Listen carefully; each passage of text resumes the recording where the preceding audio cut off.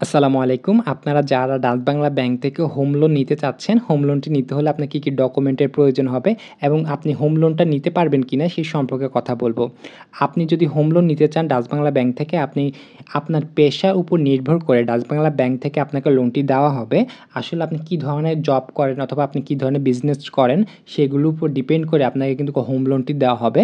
সর্বনিম্ন আপনাকে ৳2,00,000 লোন দেওয়া হবে। সর্বোচ্চ আপনি ৳2,00,00,000 পর্যন্ত হোম লোন নিতে পারবেন।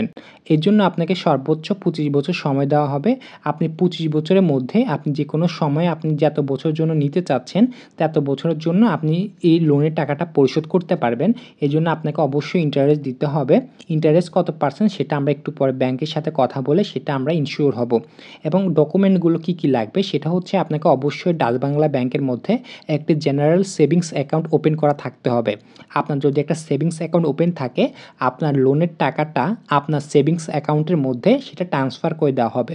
অর্থাৎ আপনার লোন নেওয়ার পর আপনার লোনের যে টাকাটা আপনি অর্থাৎ আপনার ব্যাংক আপনাকে দিবে সেটা আপনাকে ডাচ বাংলা ব্যাংকের অ্যাকাউন্টের মাধ্যমে দিবে। অন্য কোনো অ্যাকাউন্টের মাধ্যমে কিন্তু ডাচ বাংলা ব্যাংক এইসব হোম লোনগুলো দেওয়া হয় না। যারা ডাচ বাংলা ব্যাংক থেকে হোম লোন নেবেন তাদের অবশ্যই একটা সেভিংস অ্যাকাউন্ট থাকতে হবে ডাচ বাংলা ব্যাংকের মধ্যে। সেভিংস অ্যাকাউন্ট যদি না থাকে আপনারা কিন্তু হোম লোনটি নিতে পারবেন না। এবং আপনি যখন লোনটা পরিশোধ করবেন, লোনের টাকাটা অটোমেটিক আপনার সেভিংস অ্যাকাউন্ট থেকে কেটে নেওয়া হবে। প্রতি মাসে লোনের টাকাটা কিস্তিতে আপনার অ্যাকাউন্ট থেকে অটোমেটিক কেটে নেওয়া হবে। ডাচ বাংলা ব্যাংকের হোম লোনটি নিতে হলে আপনার কী ডকুমেন্ট লাগবে সেই সম্পর্কে আমরা সরাসরি ডাচ বাংলা ব্যাংকের কাস্টমার কেয়ারের সাথে কথা বলব। আপনার কলটি একজন কাস্টমার সার্ভিস ট্রান্সফার করা হচ্ছে। আসসালামু আলাইকুম, রাজমোলা ব্যাংক থেকে মিনহাজ বলছি। কিভাবে আপনাকে সহযোগিতা করতে পারি? ধন্যবাদ। অ্যাকচুয়ালি আপনার পার্সোনাল লোন নিতে চাচ্ছেন? না, হোম লোন। লাইনে থাকবেন, চেক করে বলছি। জি।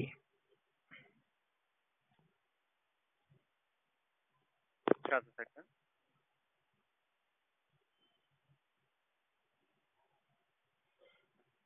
ধন্যবাদ। অ্যাকচুয়ালি আপনার হোম লোনের জন্য যে ডকুমেন্ট গুলো লাগে, এটা হচ্ছে আপনার এনআইডি কার্ডের কপি লাগে, স্মার্ট কার্ড হতে পারে বা পাসপোর্ট, ড্রাইভিং লাইসেন্স, যে কোনো একটা হলেই হবে।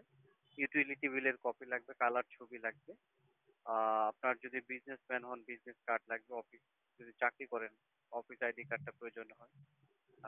এছাড়া আপনার ধরেন ইটিন সার্টিফিকেট লাগবে বা টিন সার্টিফিকেট লাগে, ইনকাম ট্যাক্স মানে রিটার্ন সার্টিফিকেট যেটা সেটা প্রয়োজন হয়, ব্যাংক স্টেটমেন্ট লাগে। আপনার যদি বিজনেস করেন আপনি, তাহলে আপনার ট্রেড লাইসেন্সটা লাগবে। ঠিক আছে, জি। এবং এই ডকুমেন্ট গুলোই লাগে। আর যদি চাকরি করেন তাহলে স্যালারি সার্টিফিকেট বা আপনার ধরেন পে স্লিপ, এগুলোর প্রয়োজন হয়। বুঝতে পেরেছি। এর জন্য কি ডাচ বাংলা ব্যাংকের মধ্যে সেভিংস অ্যাকাউন্ট কি থাকতে হবে নাকি অ্যাকাউন্ট ছাড়াই লোনটা একটা নেওয়া যাবে? যখন আপনাকে লোনটা ডিসবার্স করবে ব্যাংক, তখন আপনার ডাচ বাংলা ব্যাংকের একটা সেভিংস অ্যাকাউন্টে ডিসবার্স করবে। এটা ডিরেক্টলি আপনাকে হ্যান্ড ক্যাশে দিবে এরকম নয়।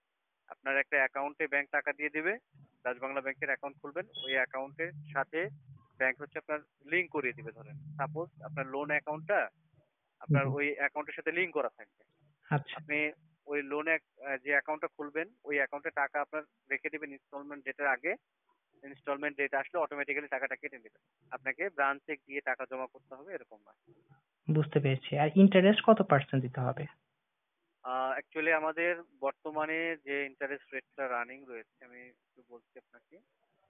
এটা একটা ক্যাম্পেইন চলছে আমাদের, জি। মানে এটা এই বছরের 31 ডিসেম্বর পর্যন্ত চলবে, যেখানে আপনার হচ্ছে রিফ্রেশ নিউ লোনের ক্ষেত্রে হোম লোনের ইন্টারেস্টটা 10.50%। বুঝতে পেরেছি। এই জন্য আর কি হ্যাঁ, বলুন। এই জন্য কি কোনো জামানত রাখতে হয় এই লোনটা নেওয়ার জন্য?